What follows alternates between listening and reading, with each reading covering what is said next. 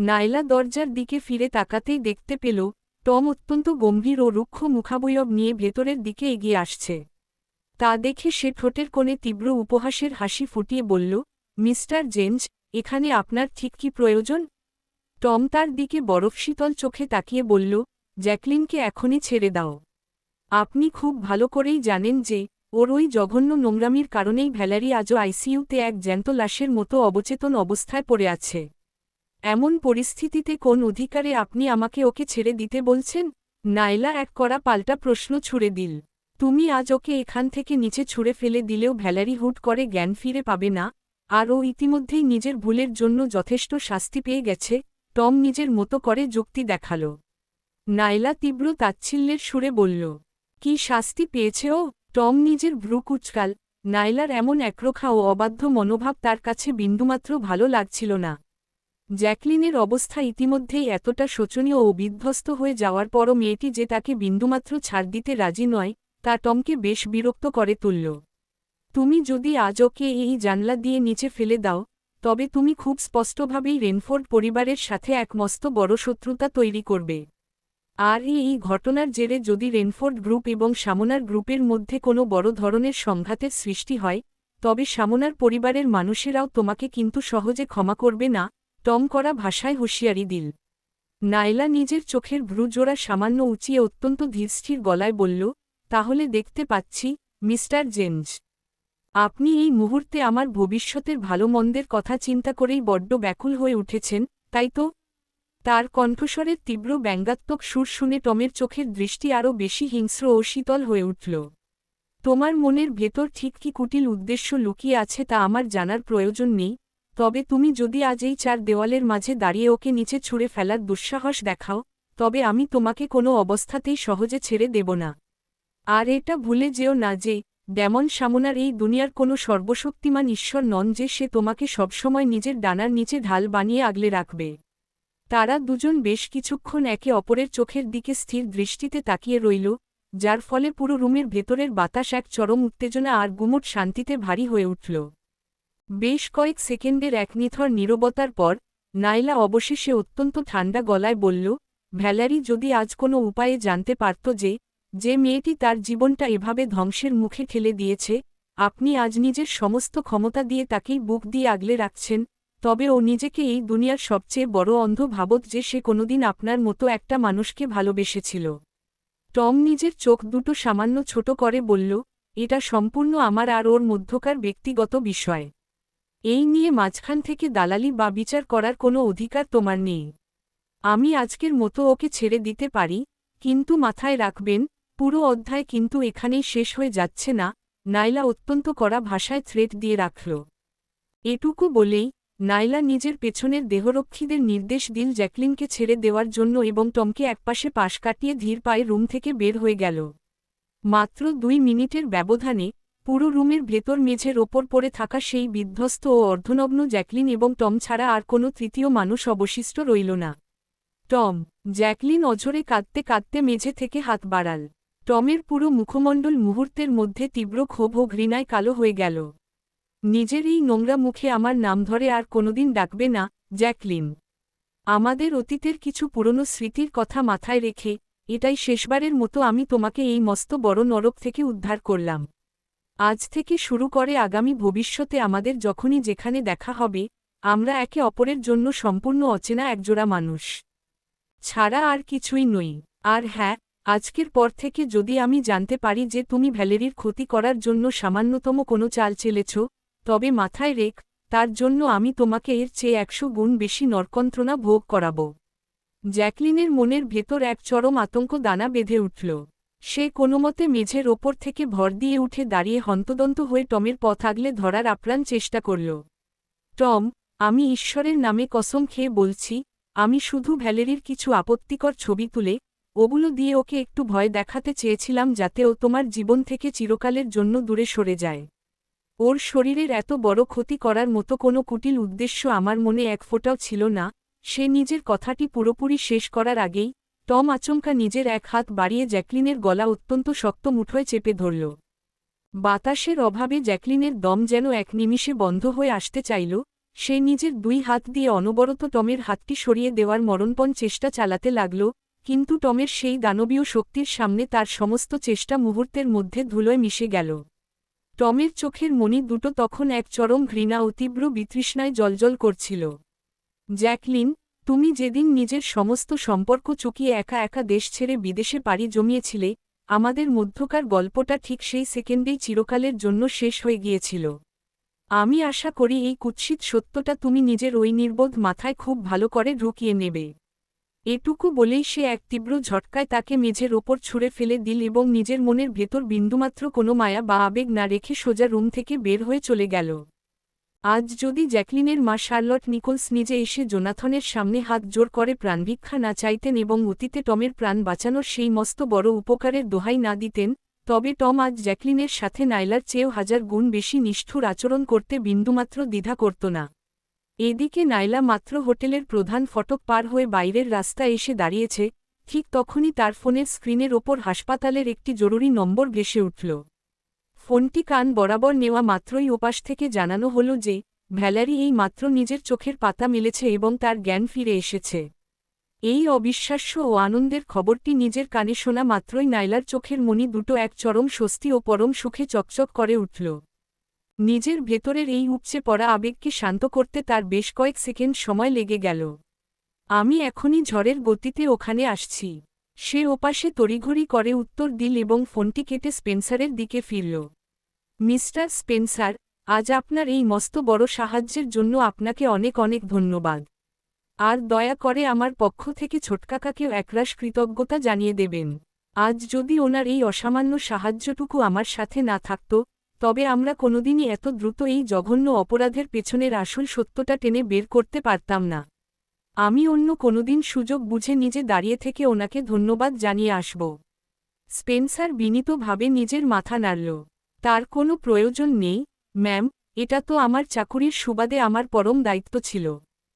কিন্তু আপনি কি আসলেই ওই জ্যাকলিনকে এভাবে এত সহজে ছেড়ে দেবেন? নাইলার চোখের চাউনি মুহূর্তের মধ্যে আবার বরফের মতো শীতল রূপ নিল।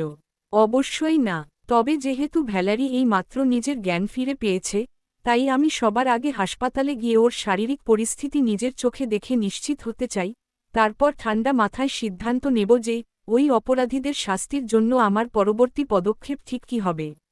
ঠিক আছে, আমি নিজেই আপনাকে সেখানে গাড়ি দিয়ে নামিয়ে দিয়ে আসছি, স্পেন্সার বিনীতভাবে অফার করল। তার কোনো প্রয়োজন নেই, আমি নিজের গাড়ি নিয়েই এসেছি, নাইলা নম্রতার সাথে তার প্রস্তাব প্রত্যাখ্যান করল। আধ ঘণ্টারও কম সময়ের মধ্যে নাইলা হন্তদন্ত হয়ে হাসপাতালে এসে পৌঁছাল। আইসিইউ এর কেবিনে ভ্যালেরিকে সত্যি সত্যি নিজের চোখ মেলে তাকিয়ে থাকতে দেখে সে বুকের গভীর থেকে এক মস্ত বড় স্বস্তির নিঃশ্বাস ফেলল এবং পরম সুখে তার চোখ দুটো জলে ভিজে উঠল।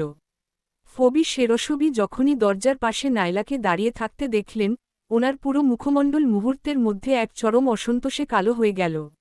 মিস জাস্টন, এই কেবিনের ভেতর তোমাকে বিন্দুমাত্র স্বাগত জানানোর কোনো কারণ নেই। ভ্যালারি নিজের মায়ের মুখে এমন রুক্ষ কথা শুনে বেশ অসন্তুষ্ট হয়ে নিজের কপাল কুঁচকাল। মা, তুমি এই সব কি ধরনের আচরণ করছ? ফবি এক তাচ্ছিল্যের হুঙ্কার ছাড়লেন। আজ যদি ওর ওই অভিশপ্ত জন্মদিন না থাকত, তবে তোকে কোনোদিন এই মৃত্যুর মুখে দাঁড়িয়ে হাসপাতালের বিছানায় শুয়ে থাকতে হতো না। এই দুটো বিষয়ের মধ্যে দূর দূরান্ত পর্যন্ত বিন্দুমাত্র কোনো মিল নেই। ভ্যালারি তৎক্ষণাৎ নিজের মায়ের কথার কড়া প্রতিবাদ জানাল। আমি রাতে নাস্তা করার জন্য হোটেলের উদ্দেশ্যে যাওয়ার পথে একটা মস্ত বড় দুর্ঘটনার মুখোমুখি হয়েছি, তার মানে এই নয় যে ওই রেস্তোরাঁয় খেতে যাওয়ার সিদ্ধান্ত নেওয়াটাই আমার জীবনের সবচেয়ে বড় ভুল ছিল। যাই হোক না কেন, আমি কোনো অবস্থাতেই আর চাই না যে তুই আগামী ভবিষ্যতে এই মেয়ের সাথে সামান্যতম কোনো যোগাযোগ রাখিস। ফবি নিজের জেদ বজায় রাখলেন।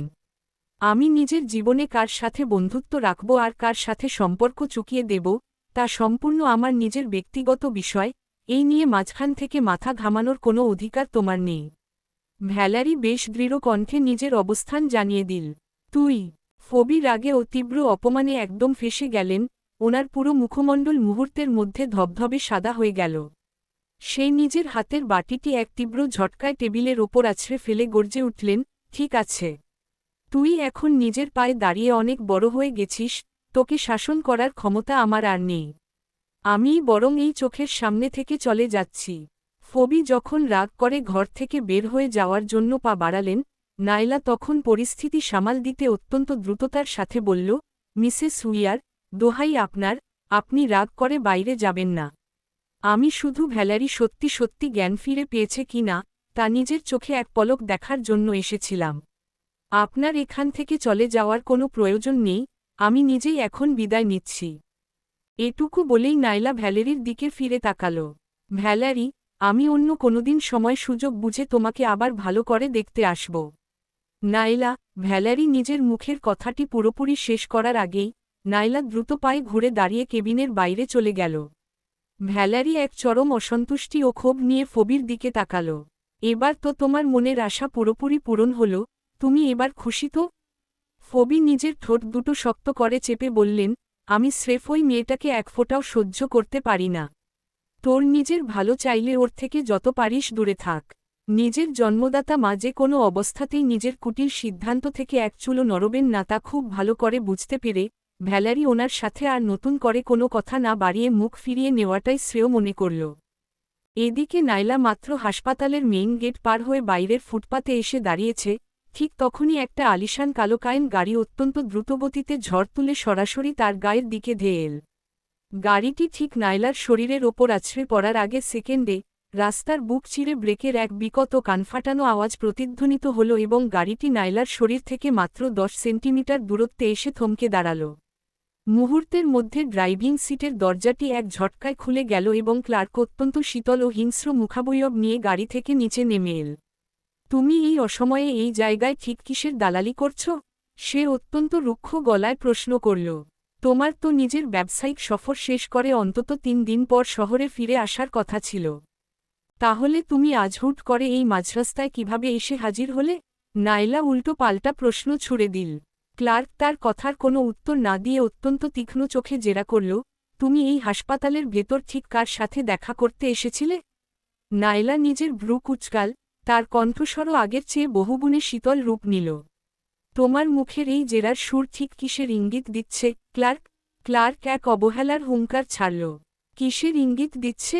তুমি নিজের মনে কিছুই বুঝতে পারছ না, তাই তো? গত রাতে আমার নিজের আপন ছোটকাকার আলিশান ভিলার ভেতর তুমি যেভাবে একটা পুরো রাত একা একা কাটিয়ে দিলে, সেই নোংরা অধ্যায়ের বিষয়ে তো আমি এখনও তোমার কাছ থেকে কোনো হিসাব আদায় করার সুযোগই পেলাম না।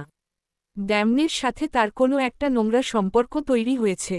এই কুৎসিত ধারণাটি ক্লার্ক ইতিমধ্যেই নিজের মনে 100% সত্য বলে বিশ্বাস করে নিয়েছে তা বুঝতে পেরে নাইলা আর নতুন করে কোনো ধরনের ব্যাখ্যা দেওয়ার আপ্রাণ চেষ্টাটুকুও করল না। সে অত্যন্ত নির্বিকার গলায় বলল, তোমার মনে যা খুশি নোংরা চিন্তা আসে, তুমি তাই ভাবতে পারো। কারণ আমি মুখ ফুটে যতই সত্য কথা বলি না কেন, তুমি কোনোদিন আমার কথা এক ফোঁটাও বিশ্বাস করবে না। ক্লার্ক ঠোঁটের কোণে এক কুৎসিত তাচ্ছিল্যের হাসি ফুটিয়ে বলল, আমি মনে প্রাণে তোমাকে বিশ্বাস করতে চেয়েছিলাম নাইলা, কিন্তু তুমি এমন একটা পুরুষের 4 দেওয়ালের মাঝে একটা পুরো রাত একা একা পার করে দিলে, যে পুরুষটি দুনিয়ার সবার সামনে খুব স্পষ্টভাবেই তোমার শরীরের ওপর এক কুটিল ও নোংরা নজর গেঁথে রেখেছে। এমন পরিস্থিতির পর আমি কোন মুখে তোমাকে সতী সাবিত্রী বলে বিশ্বাস করব? তাহলে তুমি এই মুহূর্তে আমার কাছ থেকে ঠিক কি চাও? নাইলা সরাসরি প্রশ্ন করল। ক্লার্ক আচমকা নিজের এক হাত বাড়িয়ে নাইলার থুতনিটা অত্যন্ত শক্ত মুঠোয় চেপে ধরল এবং তাকে জোর করে নিজের চোখের দিকে তাকাতে বাধ্য করল। অবশ্যই, তোমাকে এখন নিজের এই অবাধ্যতার জন্য মস্ত বড় একটা শাস্তি ভোগ করতে হবে, যাতে আগামী ভবিষ্যতে তুমি আমার প্রতিটি কথা কুকুরের মতো লেজ নেড়ে অক্ষরে অক্ষরে মেনে চলতে বাধ্য হও। এটুকু বলেই সে এক তীব্র ঝটকায় নাইলার হাতটি শক্ত করে ধরল এবং তাকে টেনে হিঁচড়ে নিজের গাড়ির দিকে নিয়ে যেতে লাগল। তুমি এই সব কি ধরনের বর্বররচিত আচরণ করছ? দোহাই তোমার, আমার হাতটা ছাড়ো। নাইলা তীব্র চিৎকারে চারপাশ কাঁপিয়ে তুলল। ক্লার্ক তার এই বুক ফাটানো আর্তনাদ বা বাধার বিন্দুমাত্র কোনো তোয়াক্কা করল না, সে তাকে জোর করে গাড়ির ভেতর ঢুকিয়ে দরজাগুলো এক ঝটকায় লক করে দিল এবং অত্যন্ত দ্রুততার সাথে ইঞ্জিনের গতি বাড়িয়ে গাড়ি নিয়ে রাস্তার ভিড়ে হারিয়ে গেল। 1 ঘণ্টারও কম সময়ের মধ্যে তাদের আলিশান কাইন গাড়িটি এসে রেনফোর্ড ভিলার প্রধান ফটকের সামনে এসে থামল।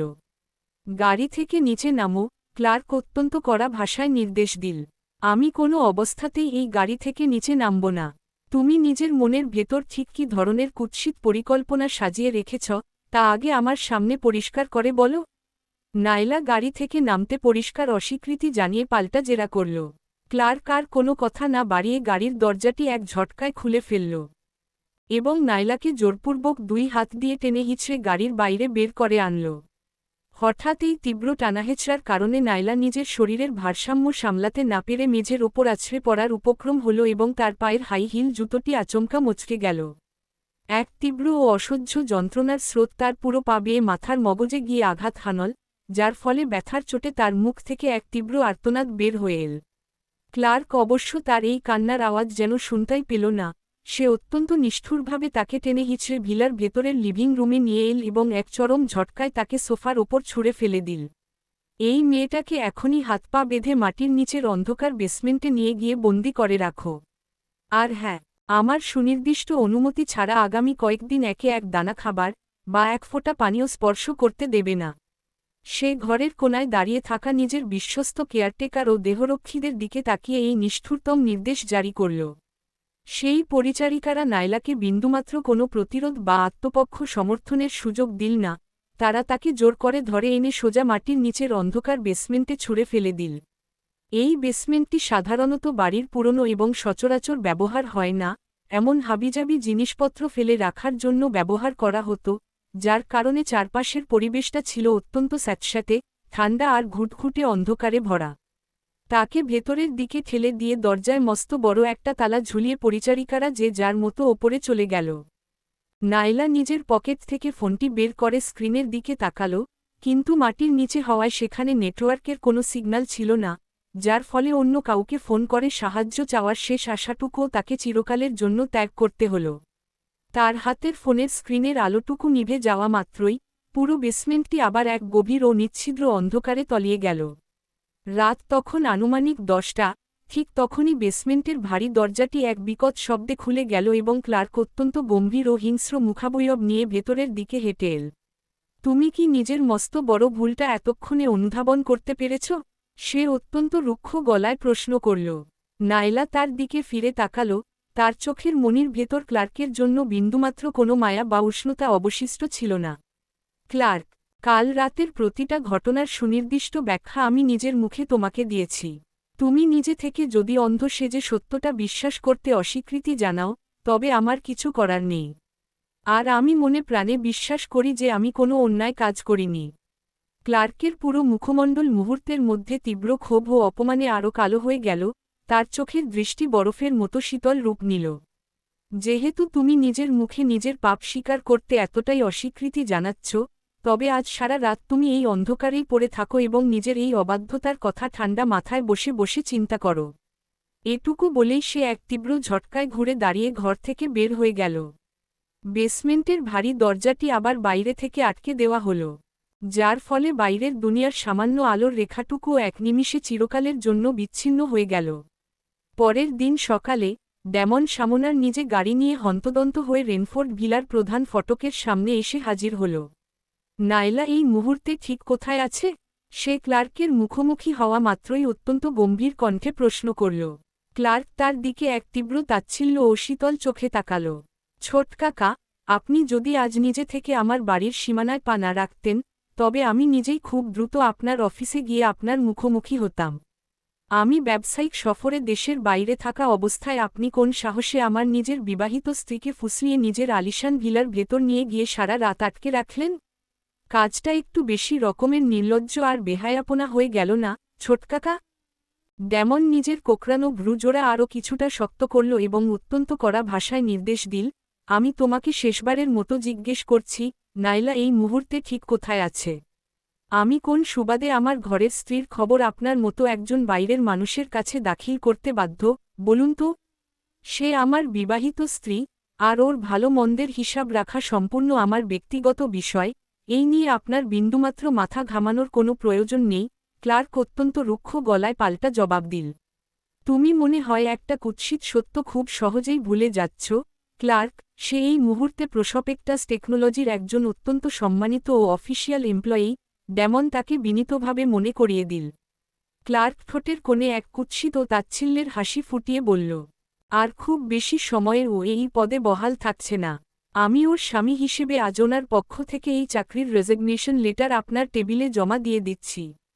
ড্যামনের চোখের মণি দুটো মুহূর্তের মধ্যে এক তীব্র হিংস্রতায় বরফের মতো শীতল রূপ ধারণ করল। ওর যদি সত্যিই চাকরি ছাড়ার বিন্দুমাত্র কোনো ইচ্ছা থাকে, তবে ও নিজের মুখে এসে সেই কথাটি আমার সামনে দাঁড়িয়ে বলবে। তা মনে হয় এই মুহূর্তে কোনোভাবেই সম্ভব হচ্ছে না, ছোট কাকা। আমি মাত্র গতকাল রাতে নিজের বিজনেজ ট্রিপ শেষ করে বাড়ি ফিরেছি। আর কাল রাত থেকে শুরু করে আজ সকাল পর্যন্ত আমরা দুজনে একে অপরের শরীরের সাথে এতটাই নিবিড়ভাবে জড়িয়েছিলাম যে ও তীব্র ক্লান্তিতে এখন বিছানায় মরে পড়ে ঘুমাচ্ছে। আমি ওর বৈধ স্বামী, তাই ওর হয়ে এই চাকরির পদ থেকে ইস্তফা দেওয়ার সম্পূর্ণ আইনি অধিকার আমার আছে। ক্লার্ক এক চরম ও কুৎসিত মিথ্যা কথা বানিয়ে ড্যামনের মুখের ওপর উগরে দিল। ড্যামনের চোখের দৃষ্টি এবার এতটাই ভয়ঙ্কর রূপ নিল যে মনে হল সে এক নিমিষে সামনের মানুষটিকে পুড়িয়ে ছাই করে দেবে। ক্লার্ক, আমি যদি আগামী 10 মিনিটের মধ্যে নাইলাকে আমার নিজের চোখের সামনে জ্যান্ত দেখতে না পাই, তবে মাথায় রেখ, সামোনার গ্রুপের প্রতিটি শেয়ারহোল্ডার থেকে শুরু করে পুরো দুনিয়ার মানুষ জানতে পারবে যে তুমি নিজের বিজনেজ ট্রিপের আড়ালে ঠিক কী ধরনের জঘন্য নোংরামি করে এসেছ। ছোট কাকা, আপনি এই সব কী ধরনের ফালতু ও ভিত্তিহীন কথা বলছেন? আমি আপনার কথার বিন্দুমাত্র কোনো আগামাথা বুঝতে পারছি না। ক্লার্ক নিজের ভেতরের আতঙ্ক লুকিয়ে সাফাই গাইল। ড্যামন তার এই কথার কোনো সরাসরি উত্তর দিল না। তার বদলে তার ঠিক পেছনে পাথরের মতো দাঁড়িয়ে থাকা পার্সোনাল অ্যাসিস্ট্যান্ট স্পেন্সার নিজের পকেট থেকে ফোনটি বের করে একটি গোপন অডিও রেকর্ড অন করে দিল। সেই রেকর্ডের ভেতরের আওয়াজ নিজের কানে শোনা মাত্রই ক্লার্কের পুরো মুখমণ্ডল মুহূর্তের মধ্যে ধবধবে সাদা হয়ে গেল। তার চোখের মণি দুটো এক চরম অবিশ্বাস্যতায় ও তীব্র ভয়ে ঠিকরে বের হতে চাইল। আপনি আমার পেছনে সুনির্দিষ্ট ফাঁদ পেতে রেখেছিলেন? ড্যামন তাও একদম নির্বিকার ও পাথরের মতো শান্ত রইল। তুমি নিজে যদি লোভের আগুনে অন্ধ হয়ে এই দুনিয়ার সমস্ত টাকা আর ক্ষমতা এক ঝটকায় নিজের পকেটে পুরতে না চাইতে, তবে আমার মতো একজন মানুষের পক্ষে কি কোনোদিন তোমার বিরুদ্ধে এমন অকাট্য প্রমাণ জোগাড় করা সম্ভব হতো? ক্লার্ক নিজের দুই হাতের মুষ্টি এতটাই শক্ত করে চেপে ধরল যে তার হাতের চামড়া ছিঁড়ে রক্ত বের হওয়ার উপক্রম হল। তার চোখের মণি দুটো এক তীব্র ক্ষোভ ও অপমানে জ্বলজ্বল করতে লাগল। সেই গোপন অডিও রেকর্ডের ভেতর খুব স্পষ্টভাবেই ফুটিয়ে তোলা হয়েছিল যে সে নিজের এই ব্যবসায়িক সফরের আড়ালে কোম্পানির বড় বড় প্রজেক্টের খরচ কমানোর জন্য অত্যন্ত নিম্নমানের ও ভাঙাচোরা কাঁচামাল ব্যবহার করেছে এবং মাঝখান থেকে বিপুল পরিমাণ টাকা নিজের ব্যক্তিগত ব্যাংক অ্যাকাউন্টে আত্মসাৎ করেছে। এই মারাত্মক জঘন্য চুরির তথ্য যদি কোনো উপায়ে বাইরে ফাঁস হয়ে যায়, তবে সে যে কেবল কোম্পানির প্রধান সিইও পদ থেকে লাথি খেয়ে বের হয়ে যাবে তাই নয়, বরং তাকে সারাজীবনের জন্য জেলের অন্ধকার চার দেওয়ালের মাঝে পচে মরতে হবে। তার চোখ দুটো তখন এক তীব্র রাগে ও চরম হতাশায় অন্ধ হয়ে যাচ্ছিল। ড্যামন সামোনার একটা সাধারণ মেয়ের সম্মানের জন্য নিজের আপন ভাগ্নের বিরুদ্ধে এতটা কুৎসিত ও নির্মম চাল চালতে পারে তা সে স্বপ্নেও ভাবেনি।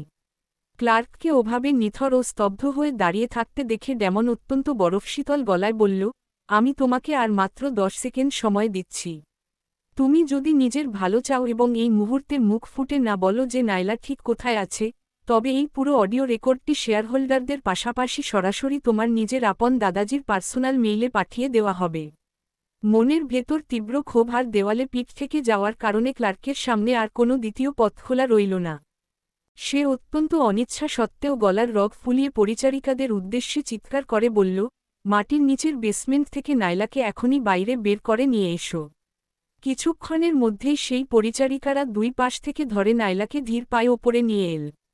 একটা পুরো দিন মাটির নিচের অন্ধকার ঘরে এক দানা খাবার কিংবা এক ফোঁটা পানি ছাড়া বন্দি থাকার কারণে তার পুরো মুখমণ্ডল ধবধবে সাদা হয়ে গিয়েছিল এবং শরীরের ওজন কমে সে এক জ্যান্ত কঙ্কালের মতো রূপ ধারণ করেছিল। নাইলাকে নিজের চোখের সামনে এমন শোচনীয় ও বিধ্বস্ত অবস্থায় দেখতে পেয়ে ড্যামনের ভেতরের সুপ্ত রাগের আগুন এক নিমিষে দাউদাউ করে জ্বলে উঠল।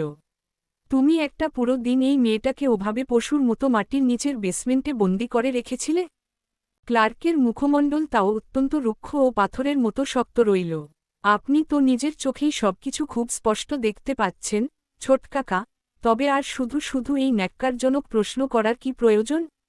ড্যামন ঠোঁটের কোণে এক তীব্র ঘৃণার হাসি ফুটিয়ে বলল, তুমি একটা মেয়ের বৈধ স্বামী হওয়ার বিন্দুমাত্র কোনো যোগ্যতা রাখো না, ক্লার্ক। আমি যোগ্য স্বামী নই, আর আপনি নিজে, ছোট কাকা, আপনি নিজে খুব বড় যোগ্যতার পরিচয় দিচ্ছেন, তাই তো? নিজের আপন ভাগ্নের বিবাহিত স্ত্রীর ওপর দিন-রাত কুৎসিত নজর গেঁথে রাখা আর ওর শরীরের লোভে ব্যাকুল হয়ে ওঠা, এই জঘন্য সত্যটা যদি কোনোদিন সমাজের বাইরের মানুষেরা জানতে পারে, তবে সামনার পরিবারের মানুষেরা লজ্জায় মুখ লুকানোর জায়গা খুঁজে পাবে না। চলবে। গল্পটা কেমন লাগেছে আপনাদের কাছে প্লিজ জানাবেন।